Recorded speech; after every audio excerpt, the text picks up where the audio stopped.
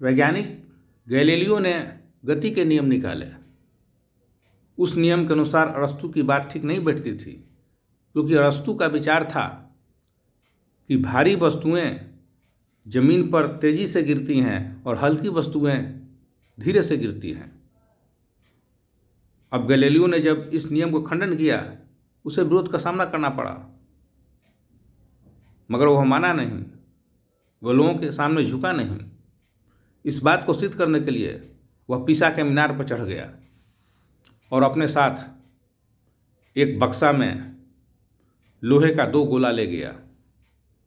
एक गोला था 1.25 मन का और एक गोला था 1.25 सेर का। वो ऊपर चढ़ा और बक्सा को खोला और दोनों गोले को एक साथ छोड़ दिया। वो जो 1.25 मन का था और एक 1.25 सेर का था, मगर धरती पर दोनों एक साथ गिरा। वो जो 1.25 मन का था वो पहले नहीं गिरा, क्योंकि वो भारी था, और जो उसके अपेक्षा हल्का था 1.25 सेर का, वो पीछे नहीं गिरा। दोनों गोले को वो एक साथ छोड़ा और दोनों एक साथ धरती पर गिरा, और इसे देखने के लिए भीड़ इकट्ठी थी। लोगों ने आंखों के सामने यह घटना देखी कि दोनों गोले एक साथ धरती पर गिरे। इसके बाद भी लोग इस बात को नहीं स्वीकार रहे थे कि गैलीलियो की बात सही है। वो इसी बात को स्वीकार रहे थे कि अरस्तु ने जो लिख दिया वो सही है, क्योंकि धार्मिक नेताओं का उस समय क्रेज ज़्यादा था। उसकी बात को लोग हृदय में उतारते थे। लेकिन गैलीलियो साइंटिस्ट था, उनकी आंखों के सामने सिद्ध किया, भारी और हल्का दोनों गोले एक साथ जमीन पर गिरे। फिर भी लोगों ने गैलीलियो को स्वीकार कर दिया, कहा कि नहीं, अरस्तु ने जो लिखा है वही सही है। इस प्रकार गैलीलियो का विरोध हुआ।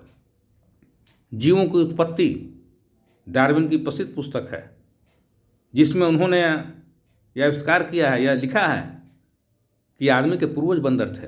अब सारे लोग भड़क गए, लोग जान से मारने की धमकी देने लगे डार्विन को, कैसा तुम क्यों बोल रहे हो। विवेकानंद को बदनाम करने की बहुत कोशिश हुई, उनके कमरे में वेश्या तक को भेजा गया। एकनाथ महाराज कितने बड़े संत हैं, उनका भी घोर विरोध हुआ। हिंदू और मुस्लिम मिलकर एक चंडाल चौकड़ी बना लिए थे, उनका विरोध करते थे। वही एकनाथ महाराज जिनकी बेटी की शादी में रस्म निभाने कृष्ण भगवान तक आए थे। जो एकनाथ महाराज काशी से जल लेकर जा रहे थे रामेश्वरम, तो बीच रास्ते में गधा प्यासा मर रहा था, उस गधे को उन्होंने जल पिला दिया, तो वो जल जाकर वहाँ भगवान शंकर को चढ़ गया। ऐसे लोगों का विरोध हुआ। संत तुकाराम को लोगों ने सिर मुड़वा दिया और मुड़वा के गधे पर बैठा दिया, उल्टा दिशा में। गधे का मुंह इधर है तो तुकाराम जी का उधर पीठ है, और उसके बाद जूता चप्पल के माला पहना दिया और सारे गांव में घुमाया और बेवकूफ़ बनाया। तो विरोध तो लोग करेंगे ही। आप आगे बढ़ते रहें, विरोध तो आपको पुरस्कार स्वरूप में मिलेंगे। मीरा को कितना विरोध हुआ, उनके पति खुद विरोधी बन गए भगवान कृष्ण की पूजा करने के लिए। उन्हें यमुना में फेंका गया, उन्हें पिटारे में सांप दिया गया।